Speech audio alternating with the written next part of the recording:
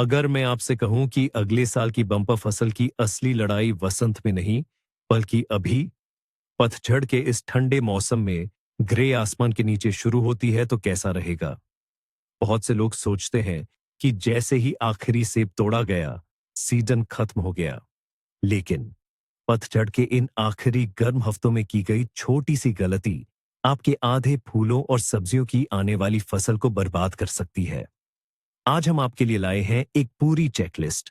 पहली बर्फ गिरने से पहले आपके बगीचे के लिए 12 सबसे जरूरी काम।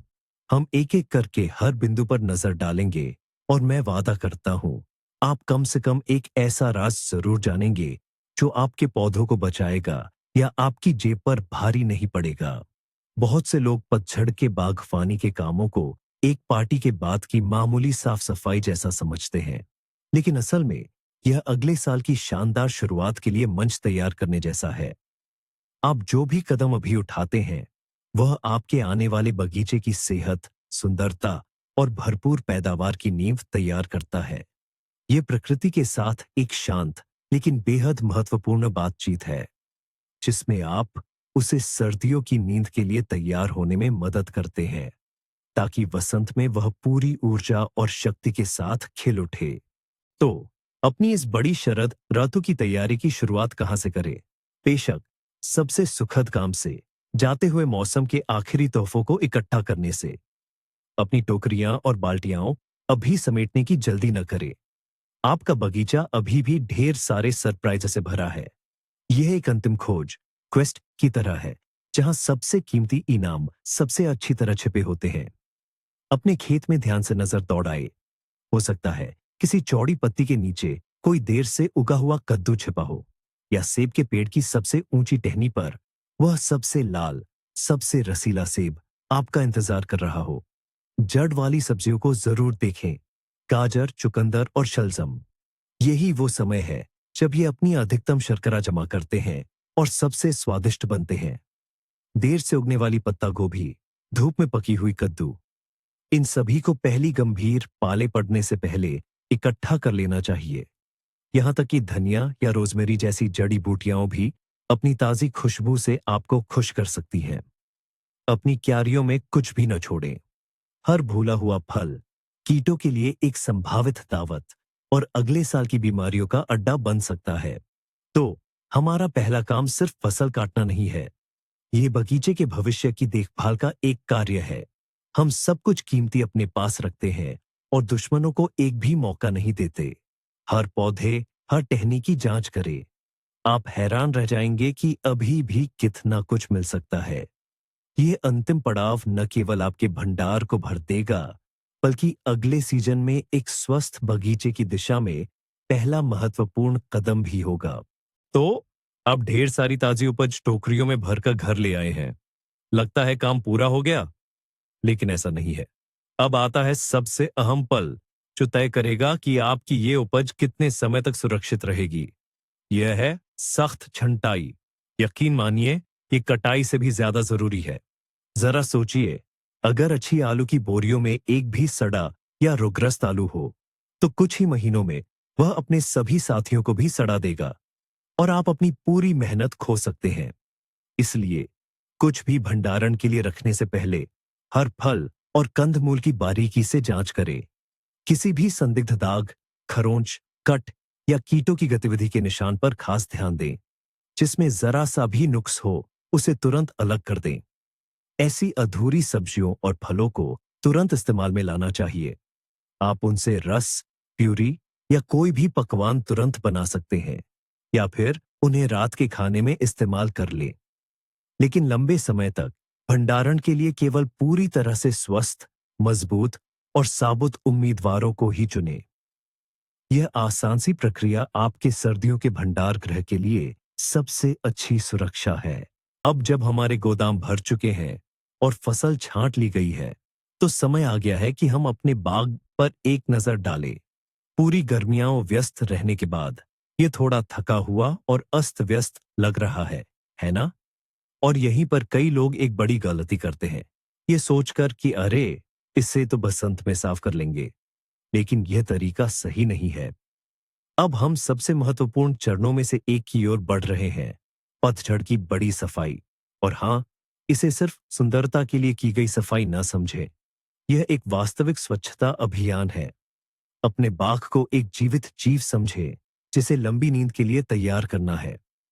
हर गिरा हुआ बीमार पत्ता, झाड़ी के नीचे पड़ा हर सड़ा हुआ फल, यह सिर्फ कचरा नहीं है।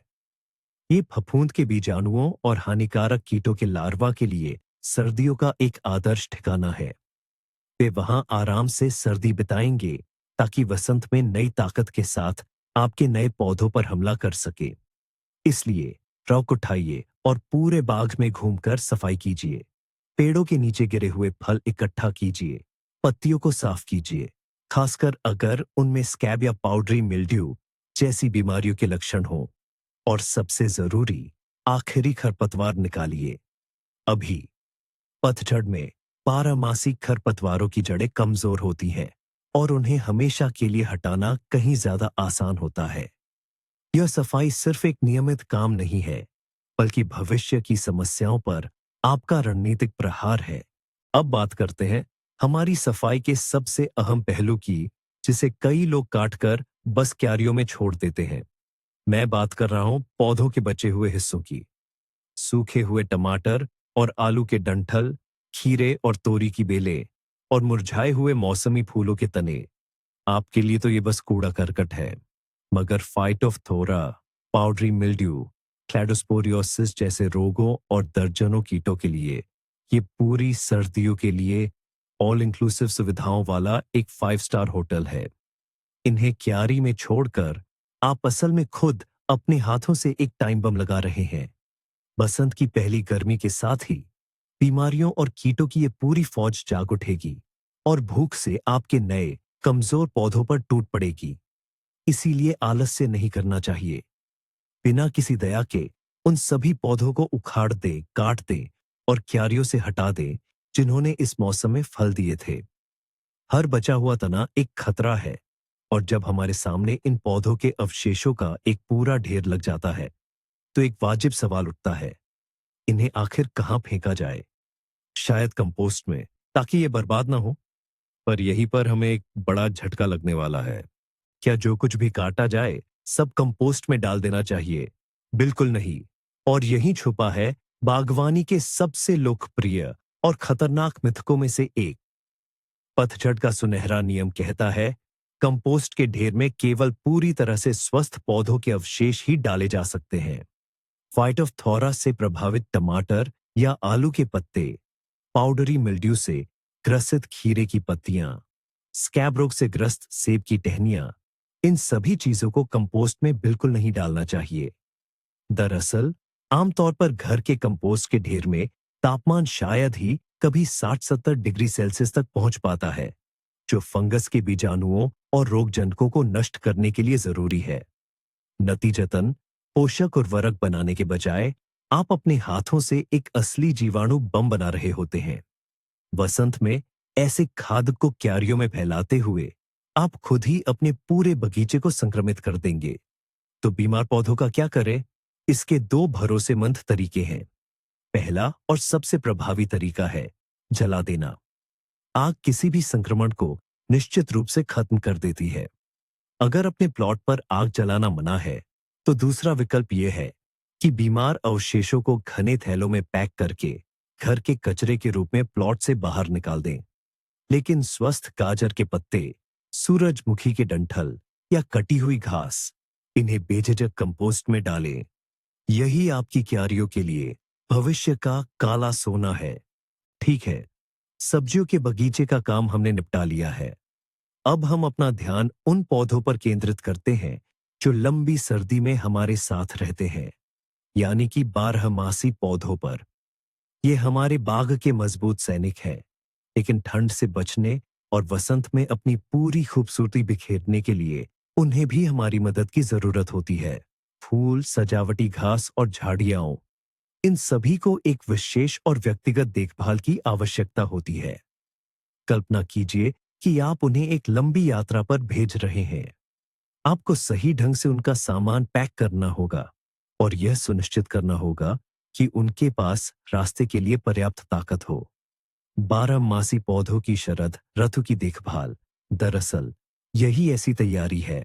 इसे नजरअंदाज करने पर बसंत में हमें घनी झाड़ियों की जगह केवल मुरझाए हुए अवशेष मिलने का जोखिम रहता है। तो इस तैयारी में क्या क्या शामिल है? सबसे पहले यह है सही छंटाई।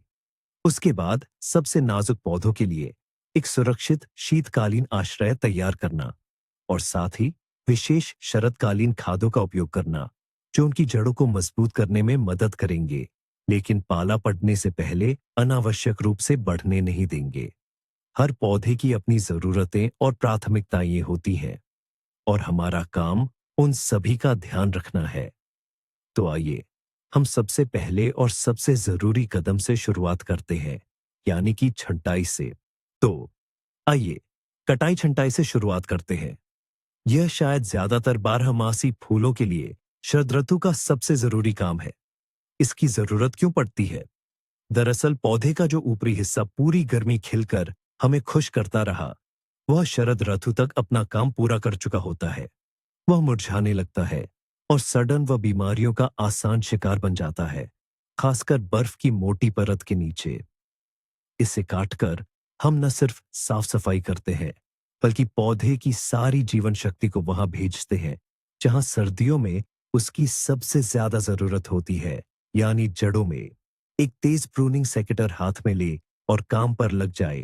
पियोनी, फ्लॉक्स, आयरिस, होस्टा, एस्टिल्बे, लिलीडे, इन सभी लोकप्रिय बारहमासी पौधों को जमीन के करीब से कटाई की जरूरत होती है। तनों को लगभग जड़ के पास से काटें।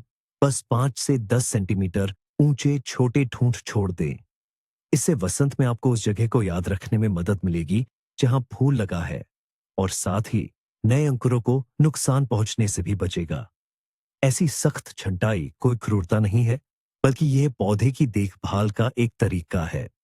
ये पौधे को ऊर्जा बचाने में मदद करती है, जड़ के पास हवा के संचार को बेहतर बनाती है, और फंगल बीमारियों के खतरे को काफी कम करती है। तो हमारे बगीचे के उन नाजुक पौधों का क्या करें जो कड़ाके की ठंड से डरते हैं? हम बात कर रहे हैं गुलाब, बड़े पत्तों वाले हाइड्रेंजिया, क्लेमेटिस और ऐसे ही कई अन्य गर्मी पसंद करने वाले पौधों की। उन्हें सिर्फ छांटना काफी नहीं है, उन्हें सही तरीके से ढकना भी जरूरी है। और यहीं पर हमारी सबसे बड़ी दुश्मन है जल्दबाजी। सबसे आम गलती ये होती है कि पौधों को बहुत जल्दी, खासकर गर्म और नम मौसम में ढक दिया जाता है। सोचिए, अगर आपने अक्टूबर में ही सर्दियों का मोटा कोट पहन लिया हो, आपको गर्मी लगेगी, पसीना आएगा और आप बीमार भी पड़ सकते हैं। ठीक यही पौधों के साथ भी होता है। समय से पहले ढकने से वे अंदर ही अंदर गलने लगते हैं, उनकी छाल सड़ जाती है और फंगल बीमारियां पनपने लगती हैं। ऐसे में पौधा ठंड से उतना नहीं मरता जितना कि नमी और गर्मी के कारण दम घुटकर या सड़कर मर जाता है। इसलिए एक अहम नियम हमेशा याद रखें, हम पौधों को सिर्फ ठंड से नहीं, बल्कि कड़ाके के पाले से बचाते हैं। तब तक इंतजार करें जब तक हल्की और स्थायी ठंड पड़ना शुरू न हो जाए, जब रात का तापमान -5 से -7 डिग्री सेल्सियस तक गिरने लगे। ये हल्की सख्ती पौधों को और मजबूत बनाएगी, और इसके बाद ही आप पाइन की शाखाओं, लैपनिक, स्पन बॉन्ड या किसी अन्य उचित सामग्री से उनके लिए सर्दियों का घर बनाना शुरू कर सकते हैं। धैर्य ही आपके इन प्यारे पौधों की सफल सर्दियों की कुंजी है। अब आइए हम थोड़ा और ऊपर देखें, अपने बगीचे के ढांचे पर, उन चीजों पर जो साल भर इसकी बनावट और आकार बनाए रखती हैं। मैं बात कर रहा हूं पेड़ों और झाड़ियों की।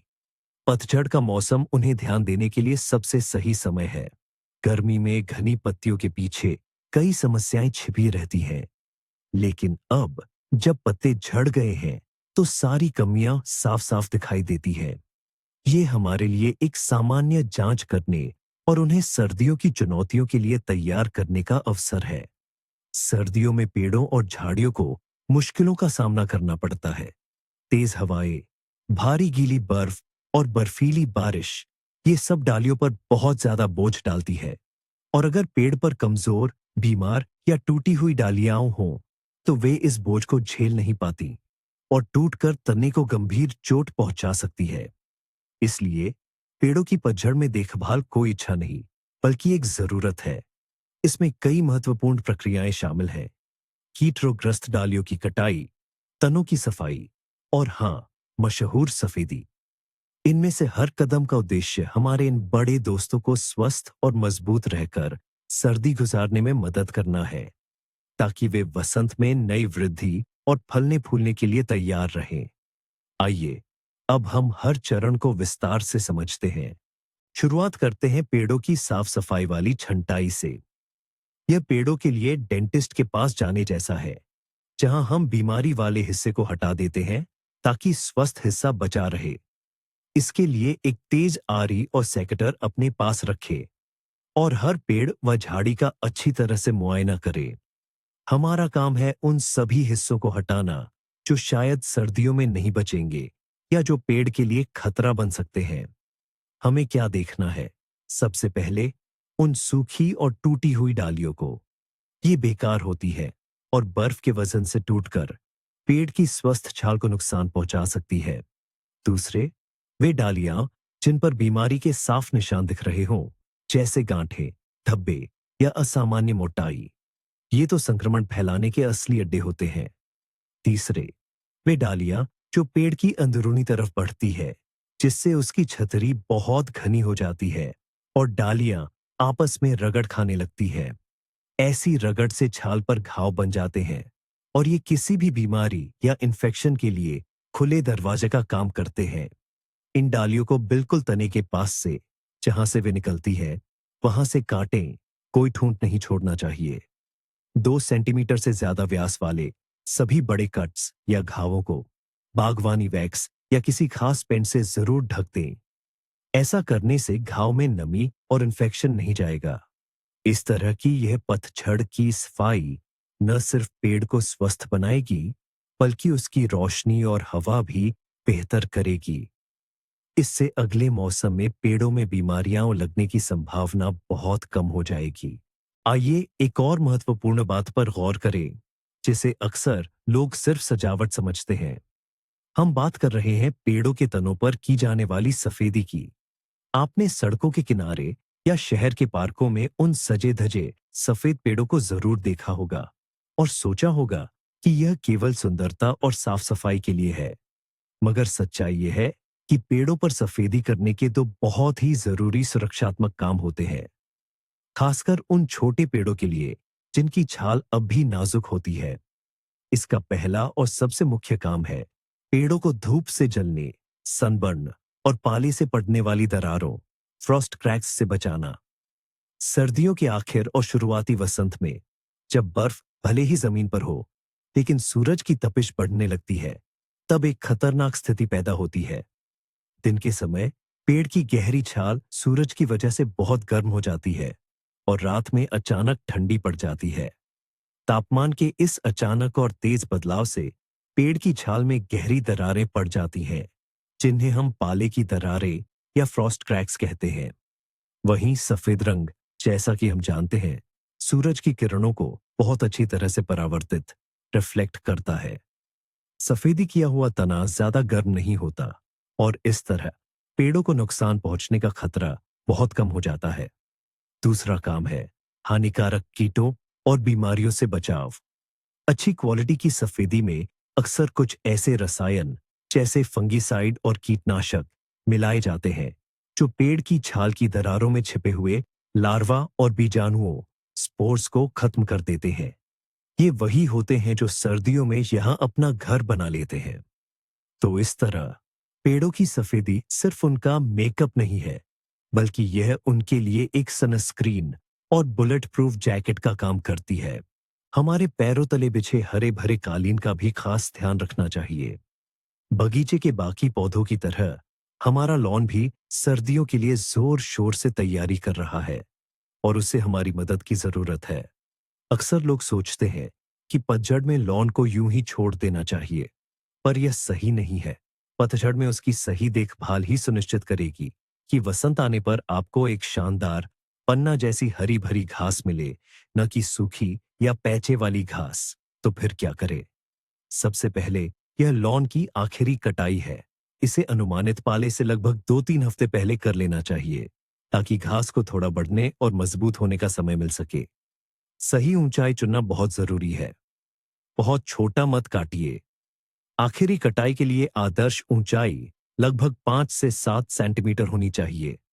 बहुत छोटी घास कमजोर पड़ जाएगी और ठंड से जम सकती है, जबकि बहुत लंबी घास बर्फ के नीचे दबकर फंगल बीमारियों जैसे स्नो मोल्ड के लिए प्रजनन स्थल बन सकती है।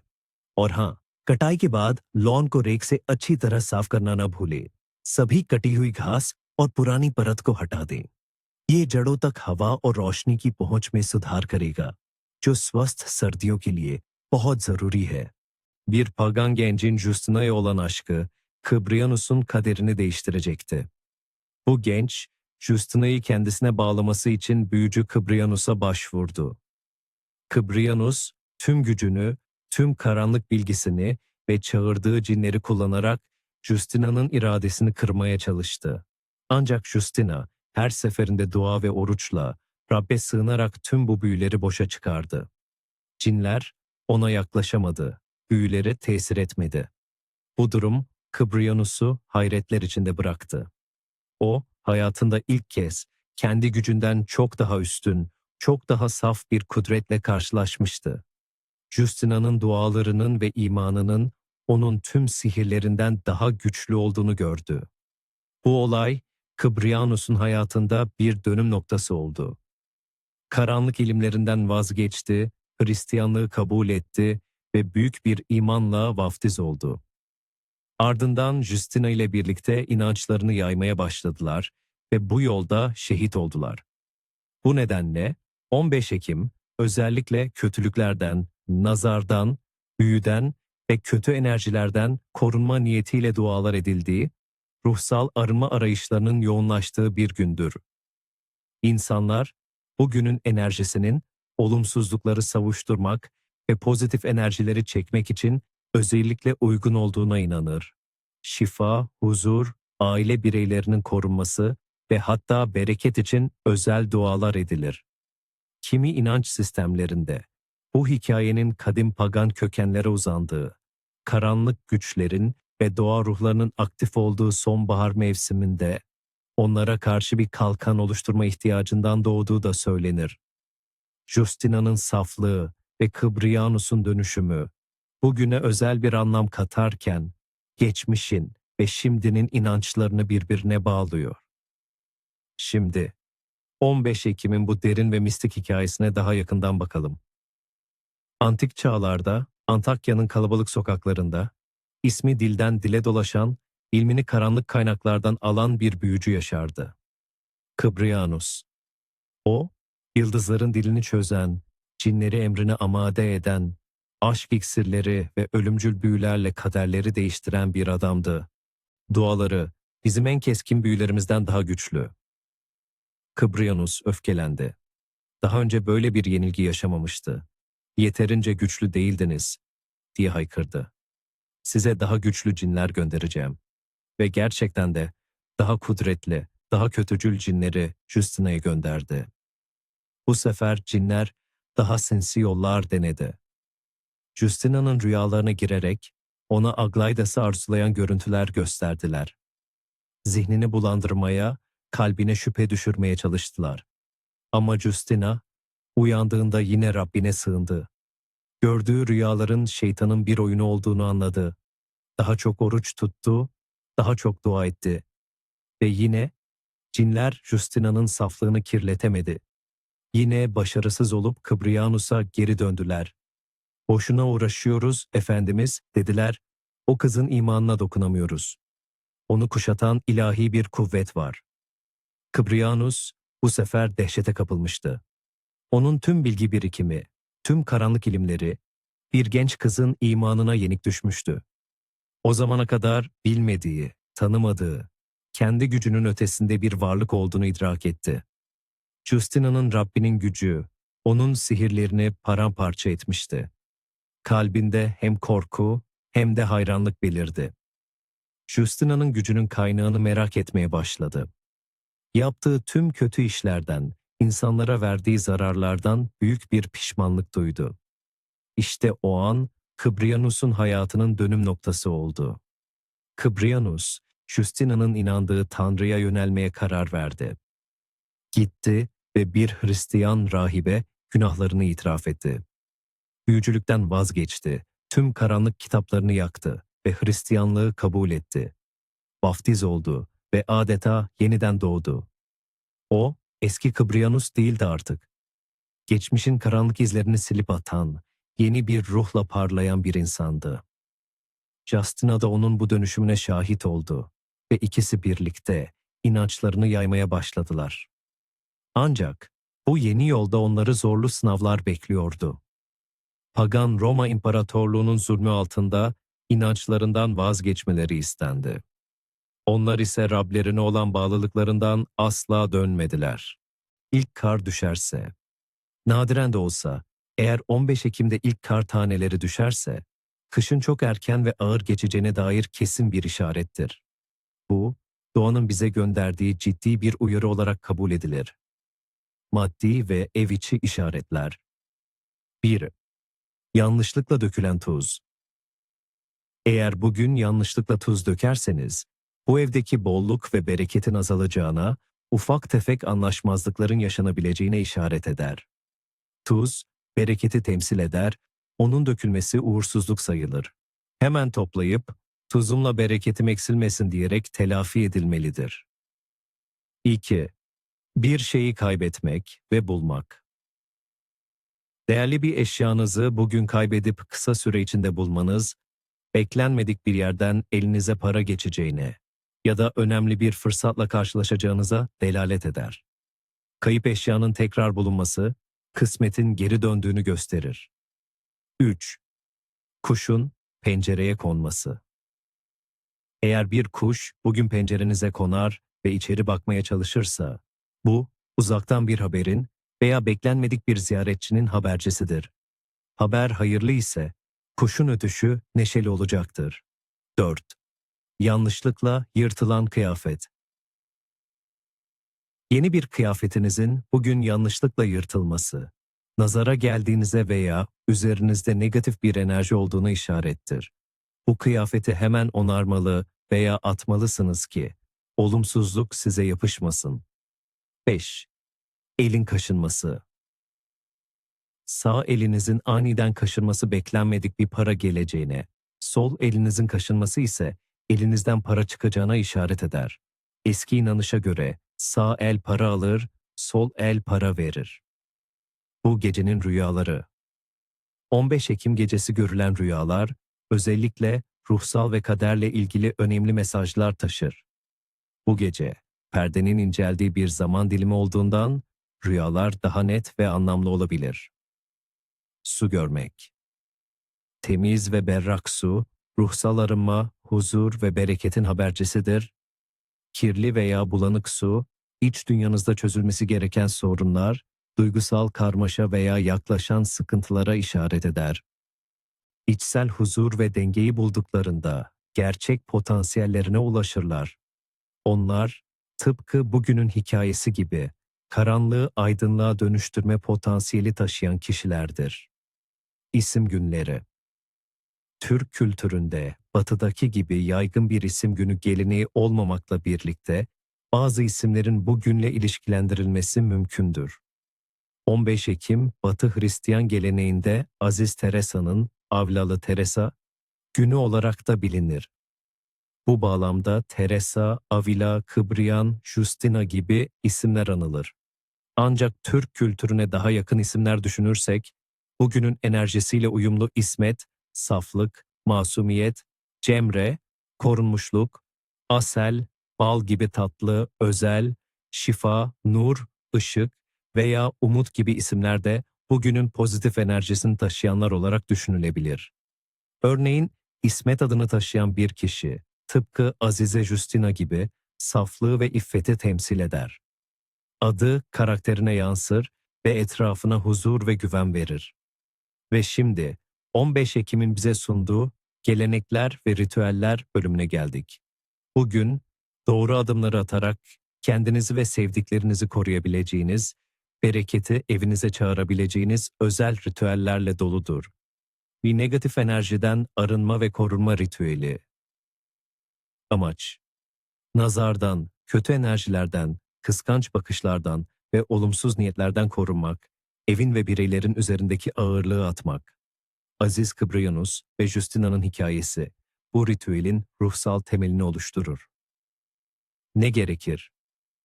Bir demet kurada çayı veya üzerlik otu, küçük bir kömür parçası veya tütsülük, kibrit çakmak, küçük bir tabak. Ne zaman ve nasıl yapılır? Gün batımından sonra veya sabah erkenden, evdeki herkesin uyanık olduğu bir zamanda yapılır. Ada çayını veya üzerliği kömür üzerinde ya da doğrudan ateşe vererek yakmaya başlayın. Dumanı tütecek şekilde ayarlayın, alevlenmemesine dikkat edin. Tüten ada çayı, üzerlik ile evin her odasını, köşelerini, dolap içlerini gezdirin. Özellikle kapı eşiklerinde ve pencerelerde biraz daha bekleyin. O ne gerekir? Tüm aile bireylerinin bir araya gelebileceği bir sofra, ortak bir kapta un, su, tuz. Şu ne zaman ve nasıl yapılır? Akşam yemeğinde tüm aile bir aradayken yapılır. Ortak bir kapta, herkesin biraz dokunarak veya karıştırarak un, su ve tuzu karıştırmasıyla küçük bir hamur yoğrulur. Hamuru bir süre dinlendirin. Metin, niyet. Hamuru yoğururken herkesin içinden veya sesli olarak şu niyeti yapması istenir. Bu hamur nasıl birleşip bütünleşiyorsa, ailemiz de öyle bir olsun, bütün olsun. Sevgimiz, saygımız, anlayışımız artsın. Evimize huzur, birliğimize kuvvet gelsin. Aziz Kıbrıyanus ve Justina'nın bereketi üzerimize olsun. Sonrası. Yoğrulan hamurdan küçük ekmekler veya pidecikler yapılıp pişirilir. Bu ekmekler o akşam yemeğinde veya ertesi gün ailece paylaşılır. Bu ailenin birliğini ve paylaştığı bereketi simgeler. 4. Dilek ve niyet mumu ritüeli. Amaç: İçten bir dileğin gerçekleşmesi veya önemli bir niyetin kabulü için enerji göndermek.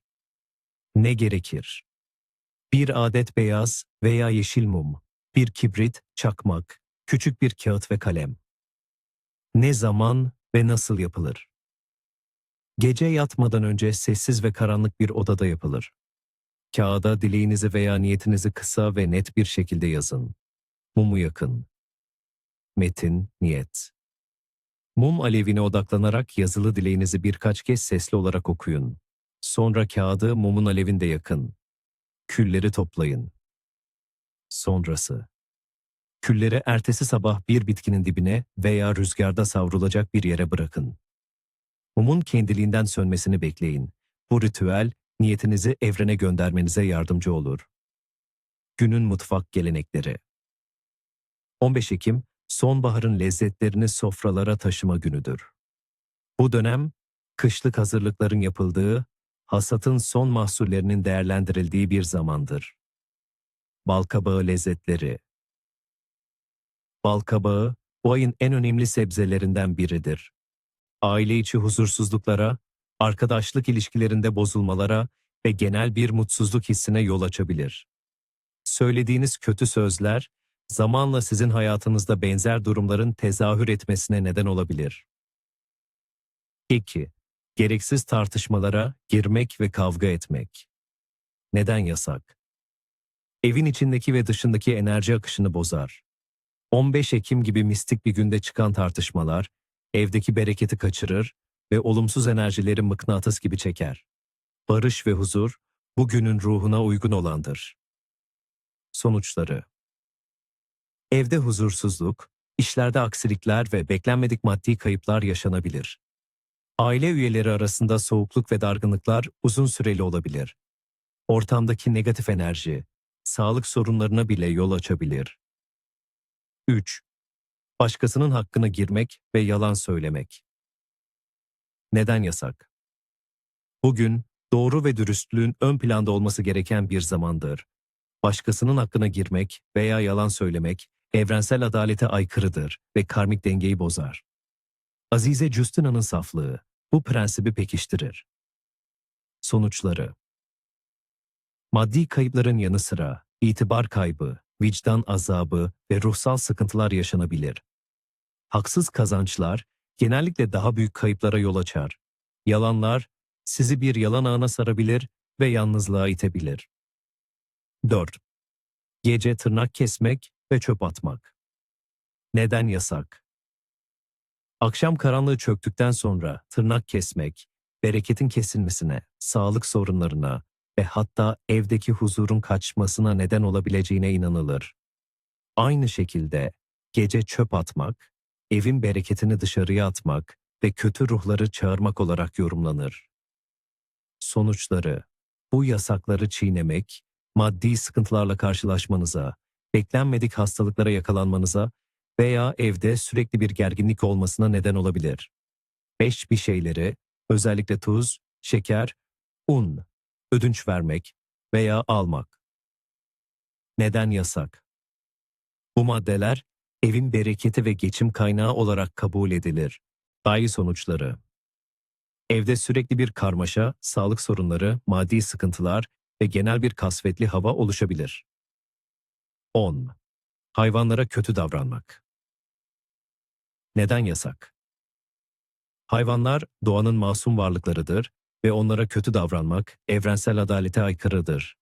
Bugün de yapılan her türlü merhametsizlik size katlanarak geri dönebilir. Sonuçları: şanssızlık, sağlık sorunları ve vicdan azabı gibi olumsuzluklar yaşanabilir. İşte sevgili dostlar, 15 Ekim'in kadim sırları, dikkat etmemiz gereken işaretleri ve yasakları bu şekilde. Unutmayın ki bu gelenekler ve yasaklar sadece boş batıl inançlar değildir. जब आपका lawn घास साफ सुथरा cut जाए और उसकी सफाई हो जाए तो एक ऐसा काम करने का सही समय होता है जो बहुत फायदेमंद है, लेकिन अक्सर लोग इसे नजरअंदाज कर देते हैं। इस प्रक्रिया को एरेशन या वायु संचार कहते हैं।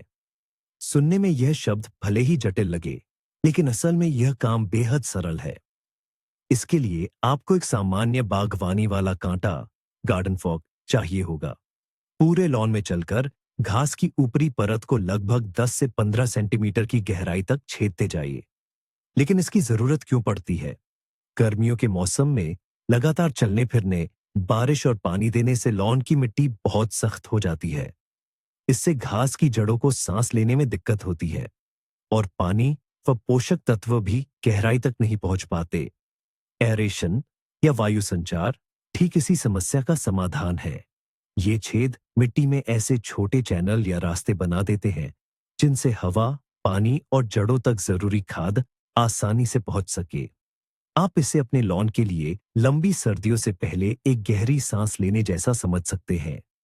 यह प्रक्रिया मिट्टी में जल निकासी को बेहतर बनाती है, पानी जमा होने और बर्फ की परत जमने से रोकती है, और सबसे महत्वपूर्ण बात, यह जड़ों को बहुत मजबूत बनाती है।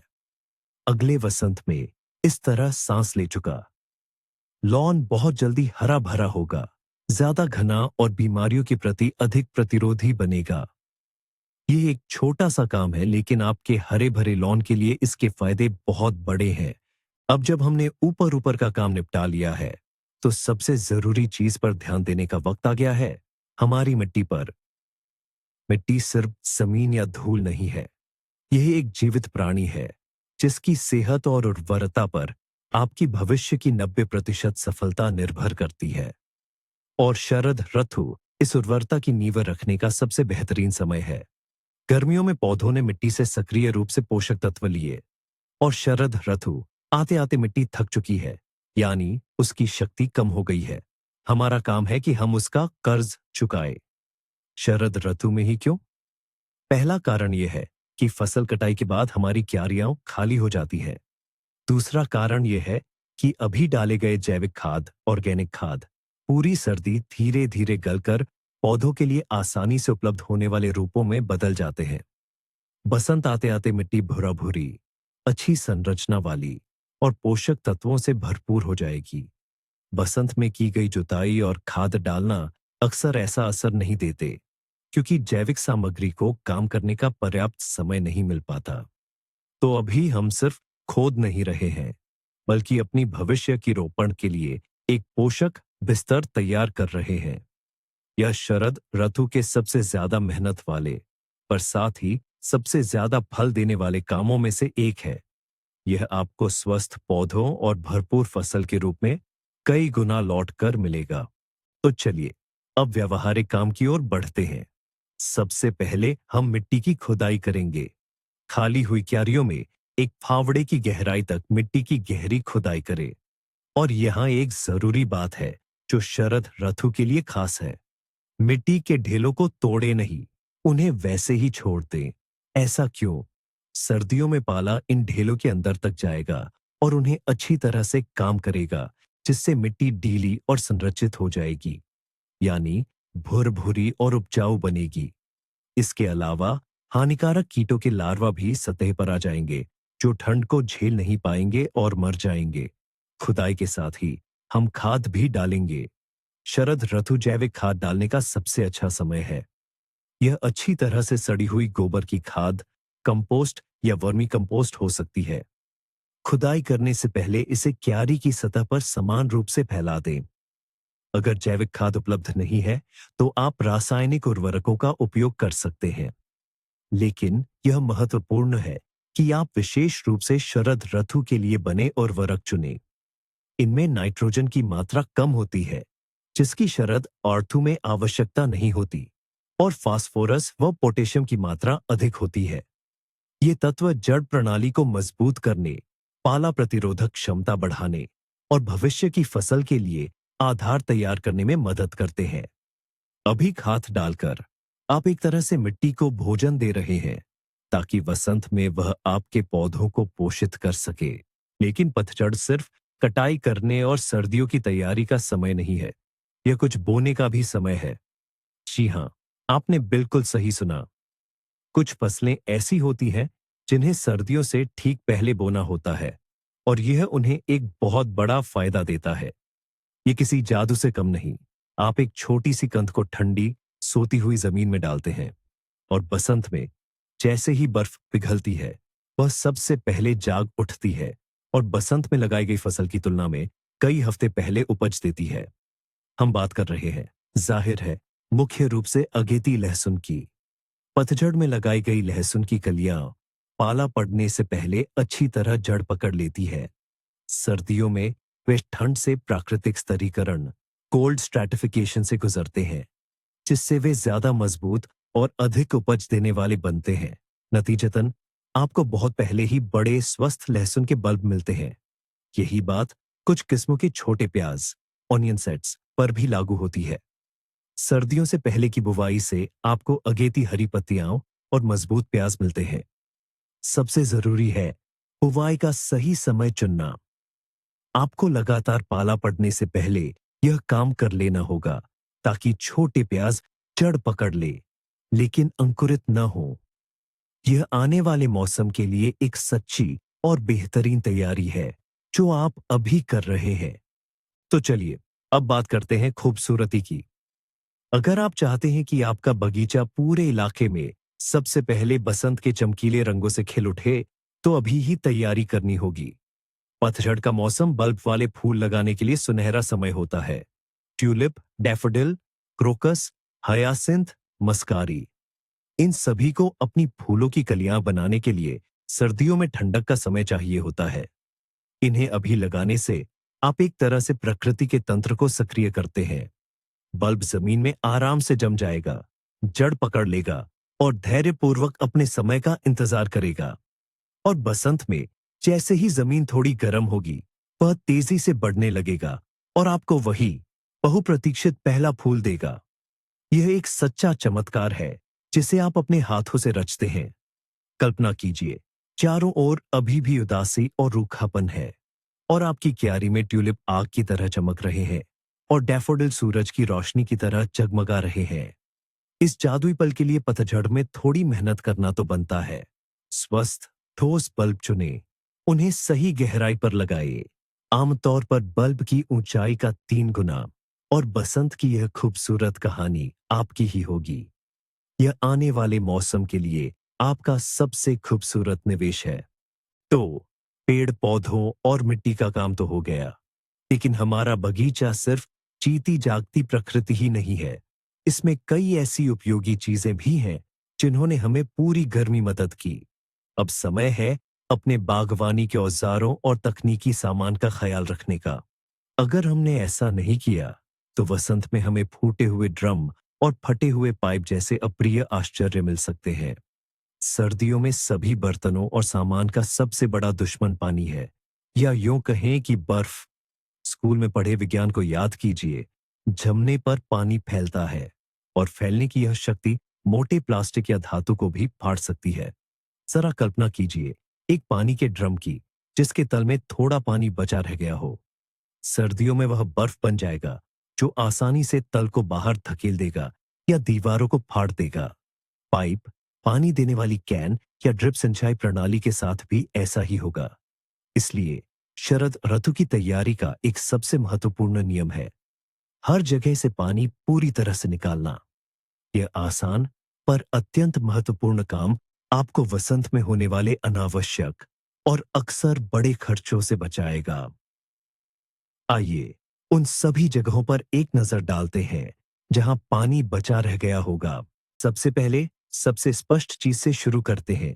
पानी इकट्ठा करने वाली बाल्टियां, ड्रम, पानी देने वाले कैन और ऐसे ही दूसरे सभी बर्तन। इन्हें पूरी तरह से खाली कर दें और उल्टा करके रखें ताकि इनमें पानी या कोई कचरा जमा न हो। अगर उल्टा नहीं कर सकते तो बस ऊपर से किसी चीज से ढक दें। अब बारी आती है पाइप, नली की। इन्हें नल से अलग करें, एक सिरा ऊपर उठाए और सारा पानी निकलने दें। फिर पाइप को सावधानी से घोल लपेटकर किसी ऐसी जगह जैसे शेड या गैरेज में रखें जहां उस पर सीधी धूप न पड़े। पाइप को कभी जमीन पर पड़ा न छोड़े। मोड़ों में जमा हुआ पानी जमने पर पाइप को फाड़ सकता है या उसमें दरारें पड़ सकती हैं। खास ध्यान स्वचालित सिंचाई प्रणालियों पर दें। इनमें से पाइपों और नोजलों से सारा पानी निकालने के लिए कंप्रेसर का इस्तेमाल करके संपीड़ित हवा, कंप्रेस्ड एयर से इन्हें साफ करें। अगर ऐसा नहीं किया गया तो यह महंगा उपकरण पूरी तरह से खराब हो सकता है। पंपों और फिल्टरों से भी पानी निकालना न भूलें। अभी इन कामों पर सिर्फ आधा घंटा लगाने से आप वसंत में हजारों रुपए और बहुत सारी परेशानियां बचा लेंगे। और जाहिर है हमारे वफादार साथी बागवानी के औजार भी अब आराम और देखभाल के हकदार हैं। फावड़े, रेक, सेकेटर्स, कुदाल, इन्होंने पूरी गर्मी जी तोड़ मेहनत की है और इन्हें सर्दियों के लिए गंदा और जंग लगा हुआ छोड़ना बागवानी के खिलाफ एक बड़ा गुनाह है। सही देखभाल न सिर्फ उनकी उम्र कई सालों तक बढ़ाएगी बल्कि वसंत में आपके काम को भी कहीं ज्यादा सुखद बना देगी। सबसे पहला काम है सफाई। एक धातु का ब्रश लें और औजारों की काम करने वाली सतहों से सारी चिपकी हुई मिट्टी, चिकनी मिट्टी और पौधों के अवशेष अच्छी तरह साफ करें। फिर औजारों को पानी से धोए और एक सूखे कपड़े से अच्छी तरह पोंछकर सुखा लें। उन्हें हवा में सूखने के लिए न छोड़े वरना जंग लग सकता है। अगला कदम है धार लगाना। एक तेज धार वाला औजार काम की आधी सफलता है। शरद ऋतु सेकेटर्स, प्रूनर्स और फावड़ों के ब्लेड पर बिना जल्दबाजी के धार लगाने का एक आदर्श समय है। और आखिर में सबसे आखिरी और सबसे महत्वपूर्ण चरण है चिकनाई लगाना। कोई भी मशीन, क्रीस या औजारों के लिए खास तेल ले और एक पतली परत सभी धातु के हिस्सों पर लगाए। यह एक सुरक्षात्मक परत बनाएगा जो जंग को लगने का कोई मौका नहीं देगी। लकड़ी के हथों को भी अलसी के तेल से भिगोया जा सकता है ताकि वे सूखकर टूटे नहीं। वसंत में आपके औजार आपको धन्यवाद देंगे जब वे नए की तरह चमक रहे होंगे। और अंत में हमारी इस बड़ी चेकलिस्ट का एक अहम लेकिन अक्सर अनदेखा किया जाने वाला काम है आपके बगीचे या आंगन के गमले और कंटेनर। गर्मियों में ये रंग बिरंगे फूलों से हमारे दिल को खुश करते थे, लेकिन अब खाली और अकेले खड़े हैं। इन्हें ऐसे ही वसंत तक छोड़ देने का लालच हो सकता है, लेकिन यह एक बहुत बड़ी गलती साबित हो सकती है, खासकर अगर वे मिट्टी, चीनी मिट्टी, सिरेमिक या कंक्रीट से बने हों। समस्या वही पुरानी है, जमने वाला पानी। पतझड़ में बारिश के पानी से गमले की मिट्टी नमी से भर जाएगी। जब पाला पड़ेगा तो मिट्टी का यह गीला ढेला बर्फ के एक ठोस टुकड़े में बदल जाएगा। फैलने के कारण ये कंटेनर की दीवारों पर अंदर से जबरदस्त दबाव डालेगा। नतीजा साफ है, यहां तक कि सबसे मजबूत गमला भी चटक सकता है या टुकड़ों में टूट सकता है।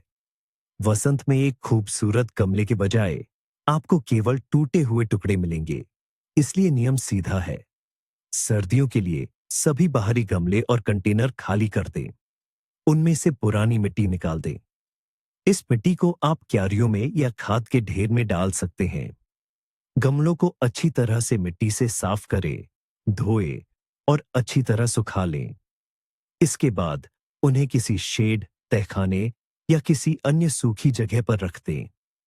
इस तरह वे आपको कई और मौसमों तक निश्चित रूप से सेवा देंगे। और अब जब आपके ये सभी 12 काम पूरे हो गए हों, तो शायद आपको लगे कि सीजन खत्म हो गया है, सारा काम हो गया है और अब आप वसंत तक आराम कर सकते हैं। लेकिन हमारी चेकलिस्ट का सबसे जरूरी 13वां और अदृश्य बिंदु कोई क्रिया नहीं, बल्कि एक गहरी जागरूकता है। ये जागरूकता कि आपने अभी अभी अपने भविष्य के बगीचे के लिए सबसे महत्वपूर्ण निवेश किया है। आप सिर्फ कचरा नहीं हटा रहे थे, बल्कि भविष्य की बीमारियों को जड़ से खत्म कर रहे थे। आप केवल गुलाबों को ढक नहीं रहे थे, बल्कि उन्हें वसंत में शानदार ढंग से खिलने का वादा दे रहे थे। आप सिर्फ जमीन की खुदाई नहीं कर रहे थे, बल्कि भविष्य के पौधों के लिए एक पालना तैयार कर रहे थे। पतझड़ के इस काम का हर एक कदम पुराने सीजन का अंत नहीं, बल्कि नए सीजन की एक असली और बेहतरीन शुरुआत है। ये कितनी कमाल की बात है ना? वसंत के लिए सबसे महत्वपूर्ण काम पतझड़ में ही किया जाता है। पतझड़ के ये सभी काम केवल एक रूटीन नहीं है। यह देखभाल, दूरदर्शिता और आपके समय व ऊर्जा का एक निवेश है, जो भविष्य की सुंदरता और प्रचुरता सुनिश्चित करता है। आप सचमुच अपने बगीचे को सफलता के लिए प्रोग्राम कर रहे हैं। ये वीडियो अंत तक देखने के लिए धन्यवाद। अगर हमारी यह चेकलिस्ट आपके लिए उपयोगी रही हो, तो वीडियो को लाइक करना और चैनल को सब्सक्राइब करना न भूलें, ताकि आप हमारे नए और उपयोगी सुझावों को मिस न करें। आपके हिसाब से बगीचे में पतझड़ का सबसे महत्वपूर्ण अनुष्ठान क्या है? हो सकता है हमने कुछ छोड़ दिया हो। कृपया कमेंट्स में बताएं। आइए इस पर चर्चा करें।